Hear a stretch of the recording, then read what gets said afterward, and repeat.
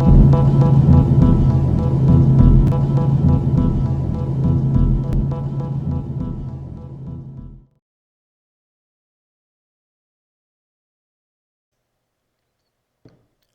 there. In today's video, I'll provide a high-level overview of GMRS, which stands for the General Mobile Radio Service, as well as the steps to obtain a license from the Federal Communications Commission. Although a license is required to transmit on GMRS in the United States, the process to get a license is easy, it's inexpensive, and a test is not required. But before I dig into the licensing process and some of the other aspects of the service, what is GMRS and why would you want a license as opposed to an amateur radio license? One of the reasons for consideration has to do with privileges. GMRS operates only on the UHF spectrum, whereas amateur radio operates on multiple spectrums. For example, HF, VHF, and UHF. There are also multiple license classes. And depending on your amateur radio license class, that determines which frequencies one can operate on.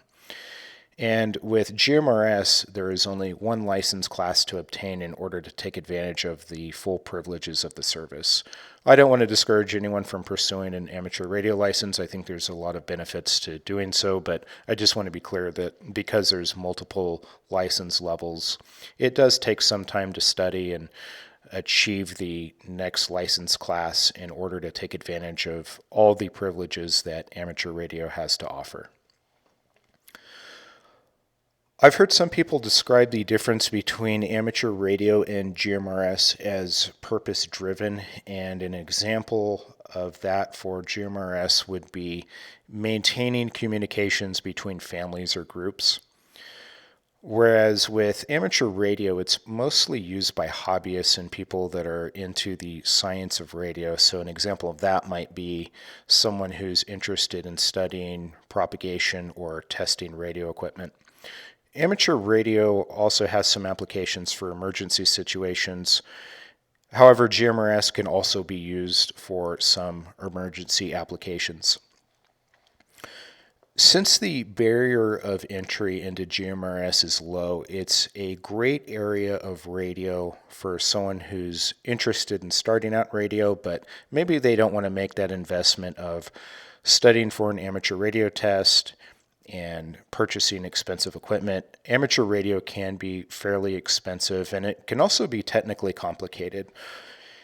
With GMRS, you don't necessarily need to be very technical. That's not to say there aren't technical people who use GMRS. I've met many who are, but if you're looking for a reliable form of communications that's easy to start out in, then GMRS is certainly worthy of consideration. Another cool aspect of GMRS is the fact that you can leverage the use of repeaters and increase your coverage area. GMRS appears to be becoming a very popular form of radio, and I think that'll continue to grow.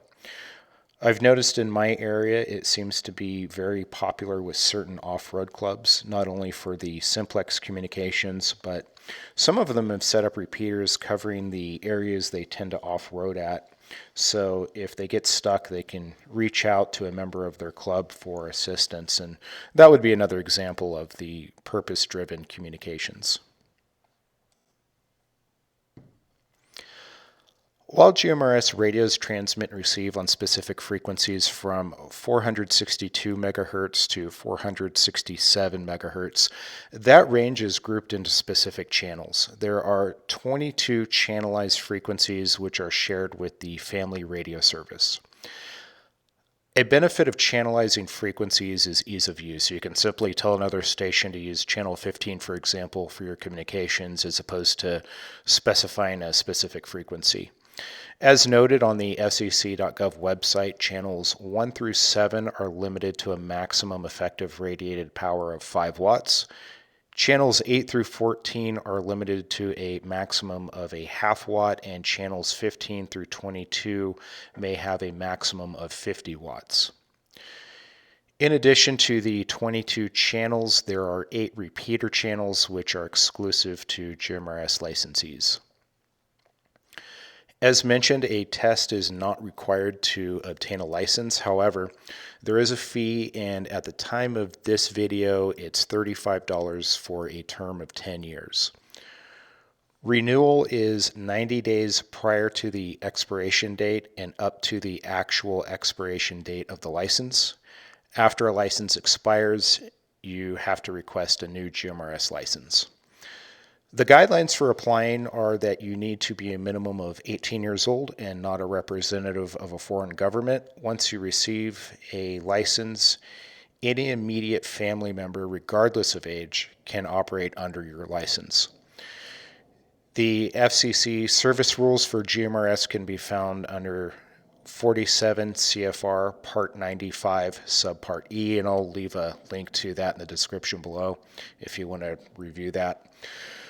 But a license can be obtained by going to the FCC Universal Licensing System, and you can use that website to complete the application and pay the $35 fee. Once approved, you'll be issued a call sign consisting of 4 letters and 3 digits. For those who are new to GMRS and the Part 95 rules, I just want to mention that Part 95 details both general requirements for all personal radio services and has category-specific requirements based on device classification. A licensee may use a combination of radios and repeater stations as long as they're consistent with the operational and technical rules in Subpart E of Part 95. GMRS radios are typically handheld transceivers, much like the ones for the family radio service. Mobile and base station radios are available, and they're legal for use as long as they are certified for GMRS under Part 95. This Retevis RT76P is an example of a Part 95E type accepted radio, and it's an inexpensive HT that retails for around $40. I featured this one in episode 2, and I'll leave a link to the video in the description below if you want to learn more about this particular radio, but I mainly use it with my GMRS repeater as well as some other repeaters in my area. There are many other affordable brands and models of GMRS radios, but I like this one because it has a dual display and it enables me to monitor more than one channel. To wrap up this video, I will briefly cover the licensing instructions, discuss some best practices for once your license has been issued, and provide you with some useful resources. To obtain a license, there's a couple of things that you'll need to do. The first step is to request something called a Federal Registration Number, or an FRN. And you can request one by registering with the FCC on the Universal Licensing System website.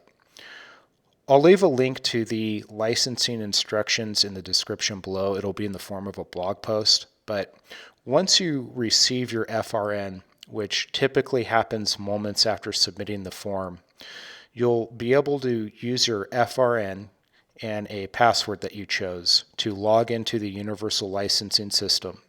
From there, you'll use the menu to fill out the online application and purchase your GMRS license. The turnaround time for issuing the license is actually fairly quick.